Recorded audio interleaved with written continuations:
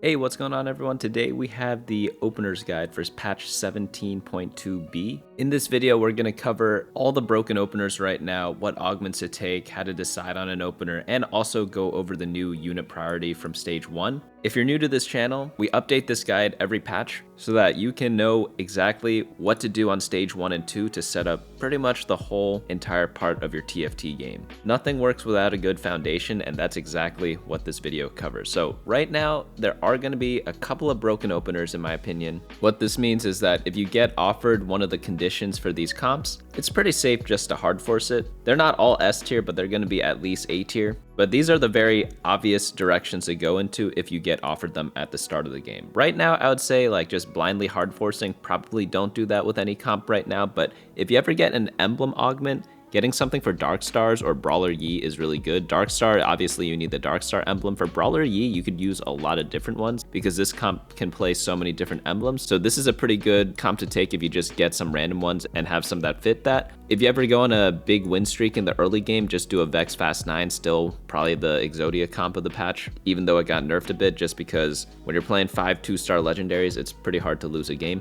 2 Tanky still pretty solid, 2 Tanky Samira still forceable if you get it from the start, and Cash Out, go into Mecha or Stargazer Zaya.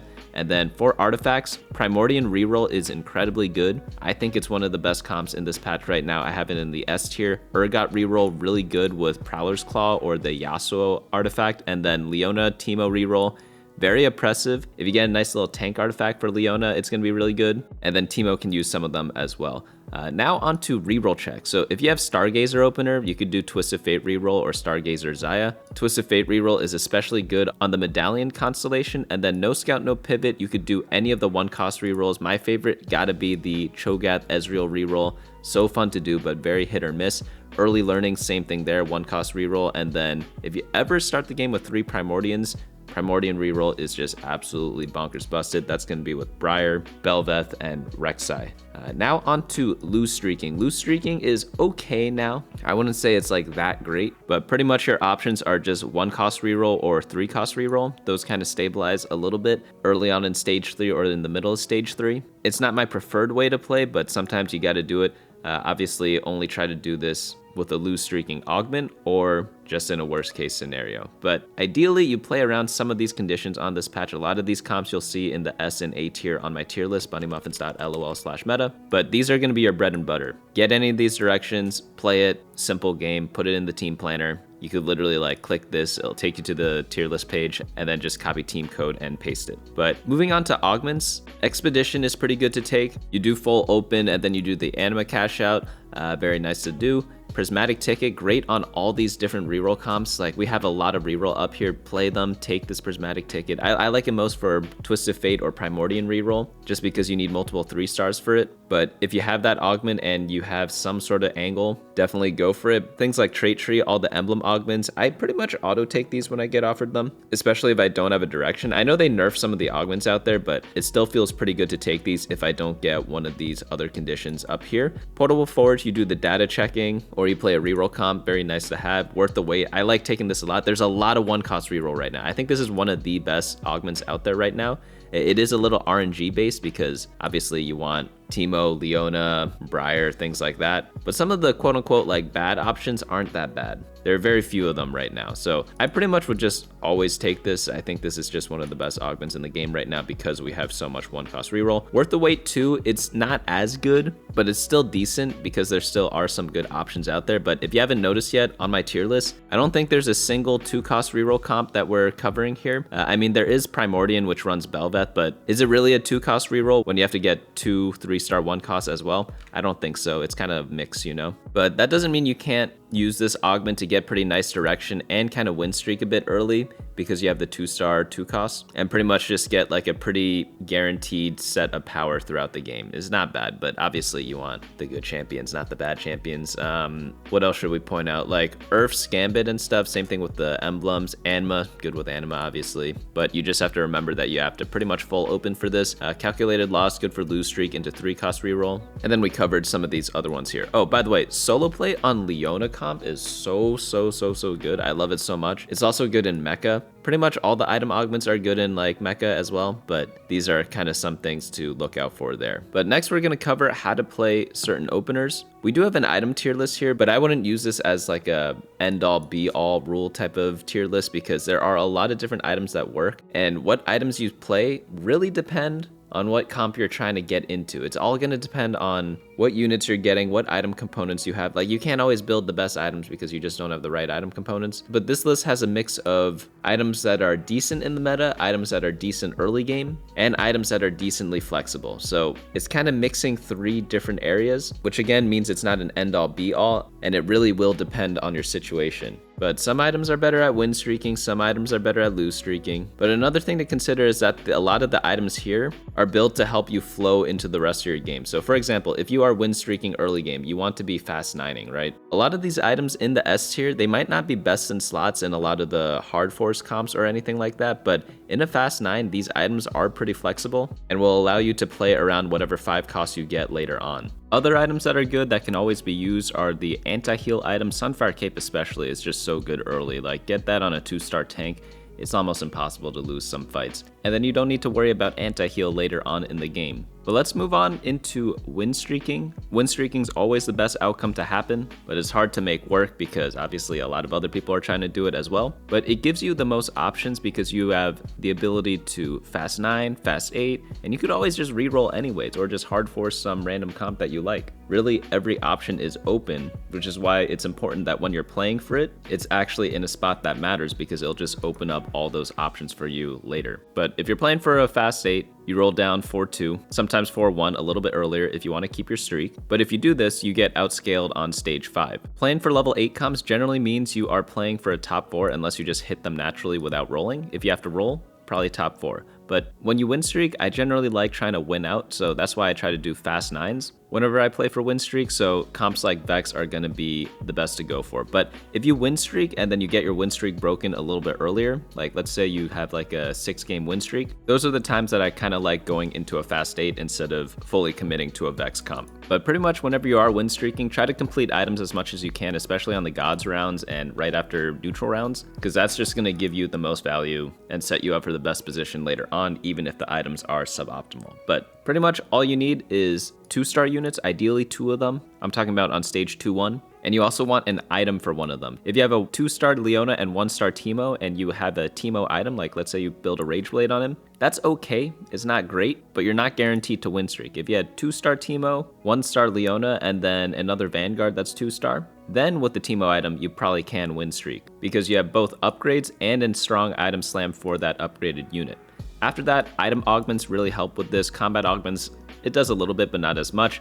And then scouting in the lobby is super important to do. And again, comps to play from win streak. Vex Fast 9 gonna be the home run. Getting like a triple would be Dark Stars, Brawler Yi, things like that. Going for a double is gonna be the Stargazer Zaya and Corky Ribbon comp.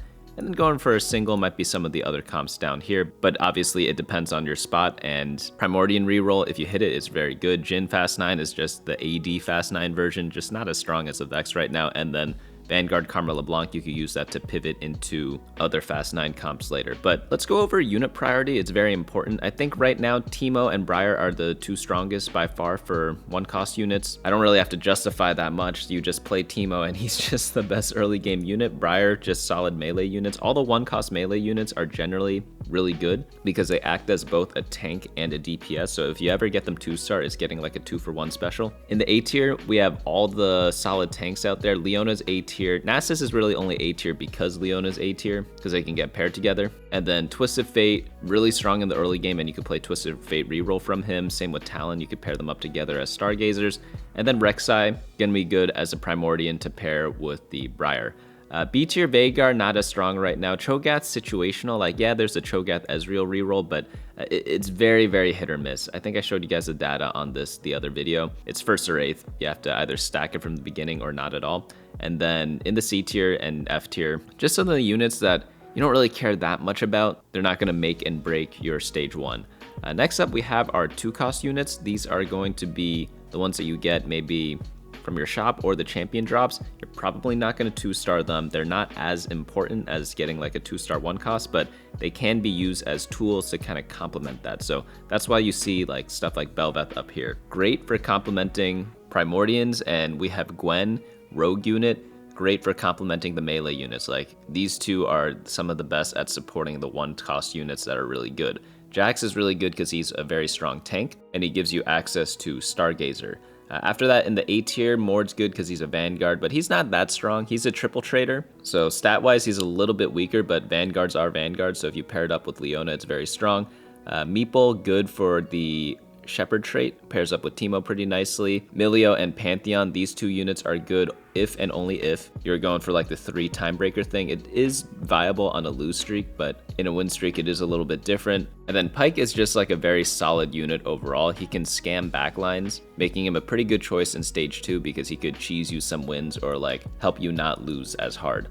In the B tiers, Gnar, okay. He's good if you need a attack damage item holder that's like built on Rageblade Kraken. That's really his only use. Akali is more of a trait bot. She's more used in a lot of later game comps because she's a Nova that allows your team to critically strike, so she's actually a very important unit, just not at this point in the game. After that, Gragas, Zoe, and Jinx, these units are just much lower priority. They don't really help you accomplish that much when you're trying to win streak. Obviously, like Anima's good later in the game, but you don't need to be running Anima at the very start anymore. In the 3 costs, these are pretty important units because if you get them, you can just hard force the reroll potentially if your items match up with them.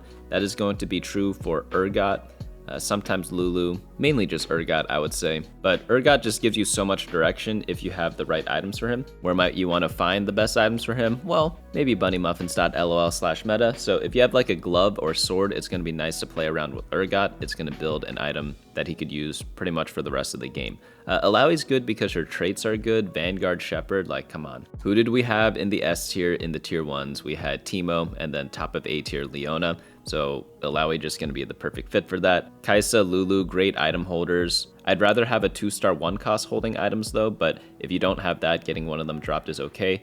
In the B tier and below, this is when I start thinking, I probably should sell them to make interest unless they're absolutely critical to complement the rest of my team. That's going to be Fizz, Ornn, Rost, Maokai, and Misfortune. And then stuff I wouldn't even consider holding is going to be Diana and Victor. You just pretty much never want to play them right now. I don't know what it is, but I keep getting comments about people asking for like, why am I not playing Diana reroll? Like, you just look at the stats. With 3-star Diana, she's averaging 4.5. That's really bad, okay? I don't know why people are obsessing over Diana, but I really would not play her as your main carry, and even as an item holder early game, I don't think she's that strong. There are many units that fill that role much better. Like in 2 costs, I'd rather have Gwen, you know? So like I'd rather just sell her as interest. At 1 cost, you could use like any of the melee item holders instead. Like there's just no reason to kind of play around with Diana unless you absolutely need Arbiter for Leona to start stacking her, but that's in a Teemo Leona reroll. Like Diana doesn't really matter. She could be a different Arbiter, like you really would not care. But that's gonna cover win streaking and holding units for that. In lose streaking, you can like open fort, you could go for Anima, you could go for time breakers. You generally don't want to be lose streaking though. They don't really have great comeback mechanics so far in this patch. I personally don't like it at least, but I'm not saying it's impossible. But honestly, would I rather win, lose than lose streak? Honestly, the fact that I even have to think about that means that lose streaking is too weak right now. But the good thing with lose streaking is that you can set up an Anima game, and that means the only time I would consider this is if you've thoroughly scouted the lobby and you're absolutely sure no one else is sacking as hard as you. And if they are, maybe they have a worse spot than you. So ideally, you'd have an econ augment, no upgrades, and maybe absolutely 0 direction as well. So if you can meet all of those, like there can be maximum of maybe like 2 lose streakers per game, but ideally just 1, because sometimes the risk of committing to a lose streak and then just not getting it is way too high. You pretty much just go at best 6th place in those games. And I mean at very best. So if you ever do get griefed, it is that catastrophic. I'd much rather just win, lose in those games and just have less econ, but a little bit more health. It hasn't always been this way, but I feel like that's how it is on this patch. Obviously, in very specific games, the advantage of one over the other is going to be a lot more obvious to see. But speaking in averages or in general, I don't think the risk of getting griefed in a lose streak if there are like 3 people trying to lose streak is worth it, because you just really ruin the chances of even getting a top 4 that game in a worst case scenario. I guess on gods such as like Soraka, it's a little bit more forgiving because you could get some life back, but in general it is a bit risky. But whenever I am rerolling, I like to try to either do anima, and then another thing to consider is trying to stabilize at 3-5 with a reroll comp. Most notably, Urgot or Lulu reroll are some obvious options there. Urgot's going to be my first choice though, because I think he's just the strongest 3-cost reroll comp right now. But the downside of Urgot is that he requires very specific items, and he also likes having artifact items. So that's the tricky part about navigating reroll. You still can play like some of the normal comps. I have some generic comps out here that you could consider. You could still do 1-cost reroll and just stabilize on stage 3-1. It is a little weird to lose streak with 1-cost reroll though, because since you're holding a lot of 1-cost during stage 2, you probably will randomly win a round. I would say another exception for comps to play when you are lose streaking is that sometimes you can play a fast 8 comp if and only if you have one of those experience augments. But in those cases, you don't want to go on like an absolute full lose streak. You want to just lose streak in stage 2 and then start trying to win at least some of the rounds in stage 3. That way, by the time you reach level 8 on stage 4-1, you're not at 30 health and you're at like 60 or 65 instead. It's rare, but I do want to mention it as one of the options out there when you are in a lose streak. But right now, again, like lose streaking isn't that great because the only comeback mechanic is getting anvils on neutral rounds instead of components. I feel like the carousel was a bit more forgiving because you got to choose both a unit or an item, and getting to choose your item is just better than getting an anvil, right? Because anvil, it's not guaranteed to get your item. You only see like, what, 4 options? But on carousel, you see a ton more. And you could also get one with the unit you wanted on. Like, holy cow, that's absolutely huge advantage for someone trying to come back. But I could be wrong. Maybe the comeback mechanic is stronger. Like, it just really doesn't feel like that to me right now. What are we, like 3 weeks into the set? I could be wrong, but I absolutely dread playing from a lose streak right now compared to previous sets. But now that we have that covered, let's cover some generic openers.